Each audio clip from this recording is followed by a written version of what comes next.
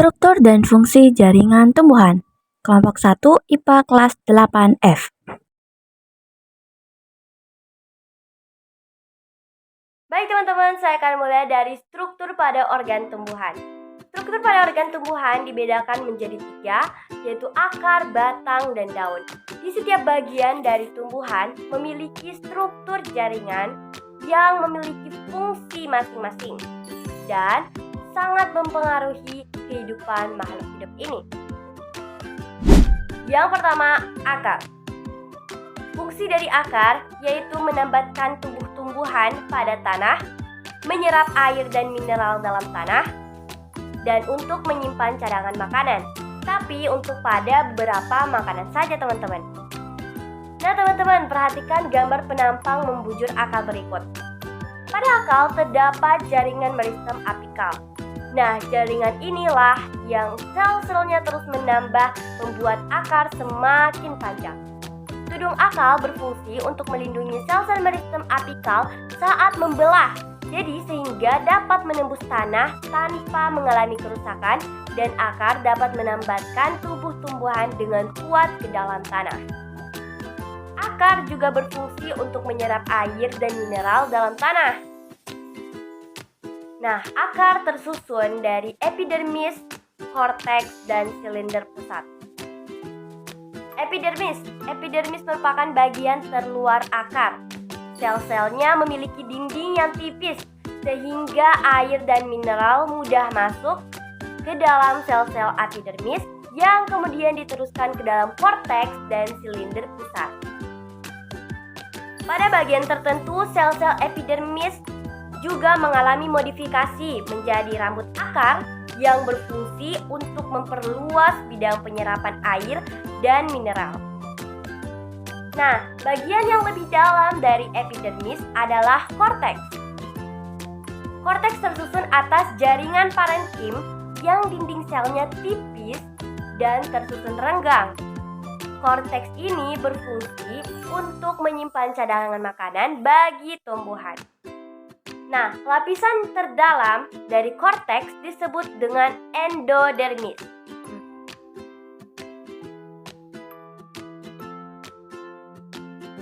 Di sebelah dalam endodermis terdapat silinder pusat atau stel.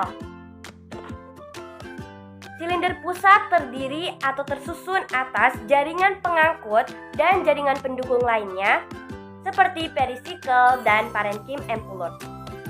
Sel-sel perisikel berfungsi untuk membentuk cabang akar berkas pengangkut pada silinder pusat yang terdiri atas xilem dan phloem. Xilem berfungsi untuk mengangkut air mineral dari tanah menuju ke batang hingga ke daun. Dan phloem berfungsi sebagai pengangkut makanan hasil fotosintesis dari daun ke seluruh tubuh tumbuhan. Yang kedua adalah batang.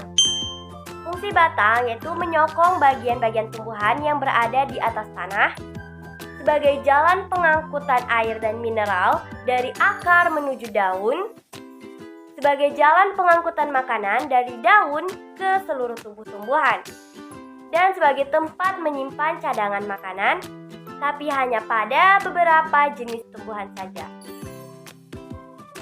Gambar berikut merupakan gambar penampang melintang batang dikotil dan batang monokotil. Bagian luar batangnya masih muda, tersusun atas jaringan epidermis.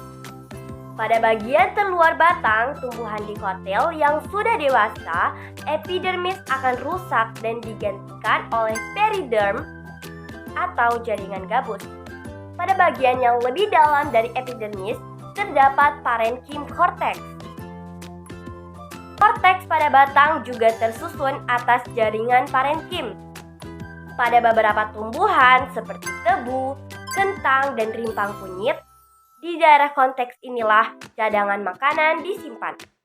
Pada bagian bawah parenkim korteks terdapat berkas pengangkut. Melalui berkas pengangkut ini, air dan mineral yang diserap oleh akar diteruskan oleh berkas pengangkut pada batang untuk menuju daun. Jadi, berkas pengangkut pada batang merupakan kelanjutan berkas pengangkut pada akar. Berkas pengangkut pada dikotil tersusun dalam lingkaran. Sedangkan pada monokotil, berkas pengangkut tersebar. Antara xilem dan floem pada berkas pengangkut tumbuhan dikotil terdapat kambium vaskular yang aktif membelah. Nah, itulah teman-teman penjelasan dari saya, dan selanjutnya akan dijelaskan oleh teman kita, Zahra Tosita. Check it out!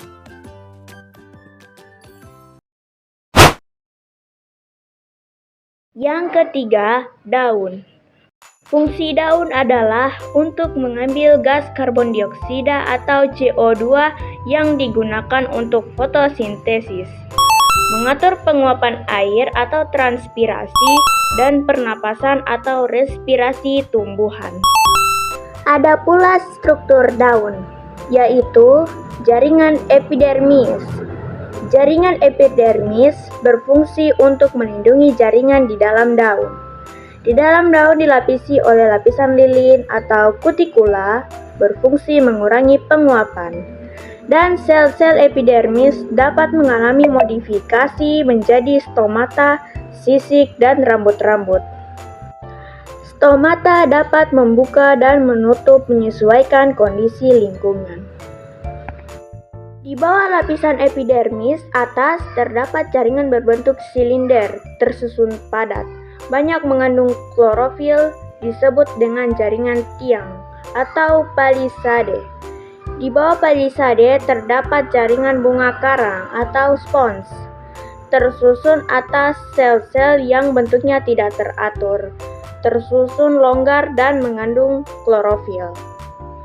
Di bawah jaringan palisade juga terdapat jaringan bunga karang tersusun dari sel-sel yang bentuknya tidak teratur, tersusun longgar dan juga mengandung klorofil. Palisade dan spons merupakan jaringan mesofil. Jaringan mesofil adalah jaringan parenkim yang mengandung klorofil dan tempat terjadinya fotosintesis. Pada monokotil, mesofil tidak berdiferensiasi menjadi palisade dan spons, melainkan menjadi parenkim yang mengandung klorofil berukuran sama. Xilem dan floem. Di dalam daun juga mengandung xilem yang berfungsi mengangkut air dan mineral dari akar menuju daun, dan floem yang berfungsi mengangkut hasil fotosintesis dari daun ke seluruh tubuh tumbuhan. Tahukah kamu, klorofil atau C55H72O5N4Mg atau zat hijau daun sangat efektif menyerap cahaya warna seperti merah, biru, dan ungu. Klorofil memantulkan atau menerus cahaya warna hijau sedikit kuning, kemudian ditangkap oleh mata manusia, sehingga manusia melihat bahwa daun berwarna hijau atau hijau kekuningan. Transportasi pada tumbuhan. Transportasi pada tumbuhan adalah proses pengambilan dan pengangkutan zat-zat ke seluruh bagian tubuh tumbuhan. Zat-zat yang diangkut meliputi air, mineral, dan hasil fotosintesis. Transportasi pada tumbuhan sangat penting untuk menjaga keseimbangan air, nutrisi, dan hormon dalam tubuh tumbuhan. Transportasi pada tumbuhan juga berperan dalam proses pertumbuhan dan adaptasi tumbuhan terhadap lingkungan. Gimana sih mekanisme transportasi pada tumbuhan? Mekanisme transportasi pada tumbuhan, yang pertama, absorpsi, adalah proses penyerapan air dan mineral oleh akar dari tanah. Absorpsi terjadi melalui rambut akar, yaitu perpanjang sel epidermis akar yang meningkatkan luas permukaan penyerapan. Air dan mineral masuk ke dalam rambut akar melalui osmosis dan difusi. Yang kedua, transpirasi. Transpirasi adalah proses penguapan air dari permukaan tubuh tumbuhan, terutama daun. Transpirasi terjadi melalui stomata, yaitu lubang-lubang kecil di epidermis daun yang dapat membuka dan menutup sesuai dengan kondisi lingkungan. Transpirasi menyebabkan adanya tarikan atau tegangan air di dalam xilem, sehingga air dari akar tertarik ke atas menuju daun-daun. Yang ketiga adalah translokasi, yaitu proses pengangkutan hasil fotosintesis dari daun ke seluruh tubuh tumbuhan. Translokasi terjadi melalui phloem dengan bantuan tekanan hidrostatik atau tekanan aliran massa. Tekanan hidrostatik timbul akibat perbedaan konsentrasi gula antara daun dan bagian lain, yaitu tubuh. Gula yang diproduksi oleh daun akan masuk ke dalam phloem melalui transport aktif, sehingga meningkatkan tekanan osmotik di dalam phloem. Tekanan osmotik ini akan mendorong gula bergerak ke arah bagian tubuh yang memiliki tekanan osmotik lebih rendah. Tumbuhan tingkat tinggi yang memiliki jaringan khusus berfungsi sebagai pengangkut zat-zat antara akar, batang, dan daun, yaitu xilem dan phloem. Xilem. Xilem adalah jaringan pengangkut yang berfungsi untuk mengangkut air dan mineral dari akar ke seluruh tubuh tumbuhan. Xilem tersusun dari sel-sel mati yang berdinding tebal dan berongga. Sel-sel xilem terhubung satu sama lain membentuk pipa-pipa panjang yang disebut trakea. Trakea memiliki dinding yang diperkuat oleh lignin, yaitu suatu zat yang memberikan kekuatan dan ketahanan terhadap tekanan. Yang kedua, phloem. Phloem adalah jaringan pengangkut yang berfungsi untuk mengangkut hasil fotosintesis dari daun ke seluruh tubuh tumbuhan. Phloem tersusun dari sel-sel hidup yang berdinding tipis dan memiliki sitoplasma. Sel-sel phloem terhubung satu sama lain membentuk pipa-pipa panjang yang disebut elemen saring. Elemen saring memiliki ujung-ujung yang berlubang sehingga memudahkan aliran zat-zat terlarut. Kemudian, faktor-faktor yang mempengaruhi transportasi pada tumbuhan. Faktor lingkungan, suhu, kelembapan, cahaya, angin, dan kesediaan air. Suhu yang tinggi, kelembapan yang rendah, cahaya yang terang, angin yang kencang, dan ketersediaan air yang kurang akan meningkatkan laju transpirasi pada tumbuhan. Begitu pula sebaliknya. Faktor internal, yaitu struktur dan fungsi jaringan pengangkut, stomata, dan akar. Struktur dan fungsi jaringan pengangkut menentukan kemampuan tumbuhan untuk mengangkut air dan hasil fotosintesis secara efisien. Stomata berperan dalam mengatur laju transpirasi dengan membuka dan menutup sesuai dengan kondisi lingkungan. Akar berperan dalam menyerapkan air dan mineral dari tanah dengan bantuan rambut akar. Manfaat transportasi tumbuhan. Pertama, menjaga keseimbangan air. Transportasi pada tumbuhan menyediakan nutrisi bagi seluruh bagian tubuh tumbuhan. Nutrisi yang diangkut meliputi mineral dan hasil fotosintesis. Mineral diperlukan untuk berbagai proses metabolisme dalam sel, seperti respirasi, sintesis protein, dan enzim. Hasil fotosintesis berupa gula merupakan sumber energi utama bagi tumbuhan. Yang kedua, mengatur suhu tubuh. Transportasi pada tumbuhan mengatur suhu tubuh tumbuhan dengan cara menghilangkan panas berlebih melalui transpirasi. Transpirasi menyebabkan penguapan air dan permukaan tumbuh-tumbuhan, sehingga menyerap panas dari lingkungan sekitar. Hal ini membantu menjaga suhu tubuh tumbuhan agar tidak terlalu tinggi atau terlalu rendah. Yang ketiga, membantu pertahanan tumbuhan. Transportasi pada tumbuhan membantu pertahanan tubuh tumbuhan dengan cara mengangkut hormon dan zat-zat kimia lain yang berfungsi sebagai senyawa pertahanan. Hormon dan zat-zat kimia ini dapat merangsang reaksi-reaksi pertahanan dalam tubuh tumbuhan saat terjadi serangan patogen atau herbivora. Contoh hormon pertahanan adalah alkaloid, fenolik, dan terpenoid. Selanjutnya, materi respirasi tumbuhan oleh Fauzia. Respirasi tumbuhan. Respirasi tumbuhan adalah proses biokimia di mana tumbuhan mengubah glukosa dan oksigen menjadi energi, karbon dioksida, dan air. Kira-kira kenapa ya tumbuhan melakukan respirasi? Tumbuhan melakukan proses respirasi untuk kegiatan pembongkaran atau pembakaran suatu zat sumber energi di dalam tubuh untuk mendapatkan energi. Respirasi atau pernafasan tumbuhan meliputi 2 tahap. Tahap pertama adalah tahap pertukaran gas, yaitu proses pengambilan oksigen dan pengeluaran karbon dioksida melalui alat pernafasan. Tahap kedua adalah respirasi sel. Respirasi sel ini terjadi akibat penguraian senyawa kompleks menjadi senyawa lebih sederhana dengan membebaskan energi.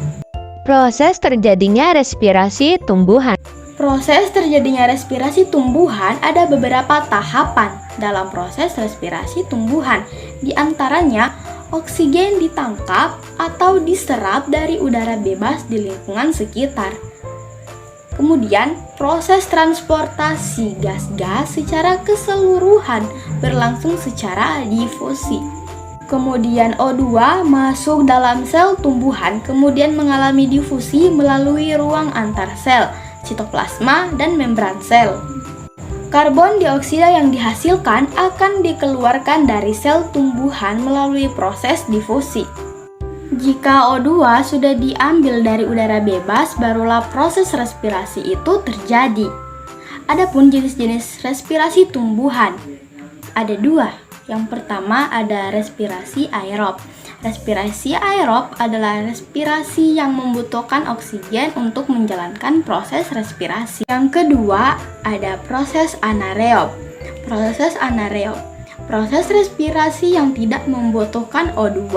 Respirasi ini biasa disebut dengan proses fermentasi.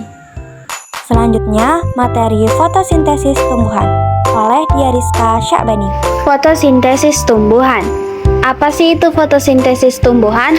Fotosintesis tumbuhan adalah proses pengubahan senyawa air atau H2O dan karbon dioksida atau CO2 dibantu oleh cahaya matahari yang diserap oleh klorofil sehingga menghasilkan senyawa glukosa atau C6H12O6. Glukosa yang dihasilkan digunakan langsung oleh tumbuhan yang akan disimpan dalam bentuk makanan atau buah. Fotosintesis tumbuhan juga memiliki fungsi yang sangat berperan penting supaya tumbuhan tersebut dapat memperoleh energi atau makanan. Selain itu, fotosintesis juga berguna dalam melepas oksigen ke udara sehingga makhluk hidup lain dapat bernafas. Selanjutnya, proses fotosintesis tumbuhan. Pertama, tumbuhan mengambil energi dari cahaya matahari. Kedua, energi dari cahaya matahari masuk ke kloroplas di daun tumbuhan. Klorofil di dalam kloroplas menangkap energi dari cahaya matahari. Akar menyerap air dalam tanah kemudian menyalurkannya ke batang dan daun. Daun menyerap karbon dioksida dari udara. Fotosintesis kemudian menjadi proses alami yang sangat berperan penting terhadap kehidupan organisme, seperti pada manusia dan hewan. Maka dari itu, manfaat fotosintesis tumbuhan pada manusia dan hewan adalah membantu mendaur ulang karbon dioksida hasil dari sistem pernafasan sehingga membuat polusi udara bisa berkurang karena adanya proses ini. Selanjutnya, materi gerak tumbuhan oleh Taufikul Hakim. Gerak tumbuhan. Tumbuhan merupakan salah satu jenis makhluk hidup, sama halnya dengan manusia ataupun hewan lain. Tumbuhan dapat bergerak walaupun sulit untuk dilihat manusia. Gerak pada tumbuhan dapat dilihat dari adanya pertumbuhan tanaman yang menuju ke arah tertentu. Terdapat 3 macam gerak pada tumbuhan, yaitu gerak endonom, gerak higroskopis, dan gerak esionom. Gerak taktis. Gerak taktis adalah gerak seluruh tumbuhan karena adanya rangsangan dari luar. 1. Gerak endonom. Gerak endonom adalah gerak yang disebabkan oleh adanya rangsangan yang berasal dari dalam tumbuhan. Gerak endonom juga disebut sebagai gerak otonom atau gerak spontan. Contohnya adalah gerak Hydrilla verticillata, pecahnya buah-buah kolongan dan membukanya kotak-kotak sporanium dalam tumbuhan paku.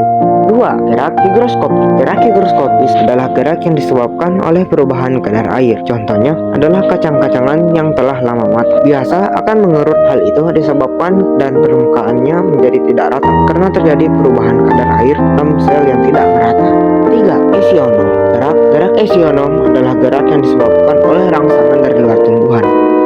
Terdapat 7 macam gerak esionom, yakni gerak tropisme, taksis, dan nasti. Gerak tropisme. Gerak tropisme merupakan gerakan pada sebagian tubuh tumbuhan yang dipengaruhi arah rangsangan dari luar. Jika tumbuhan mendekati rangsangan, disebut trofi positif. Tetapi, jika tumbuhan menjauhi rangsangan, disebut trofi negatif. Gerak nasti adalah gerak pada tumbuhan sebagai tanggapan terhadap rangsangan yang datang dari luar. Tetapi, arah gerak tidak ditentukan oleh datangnya rangsangan.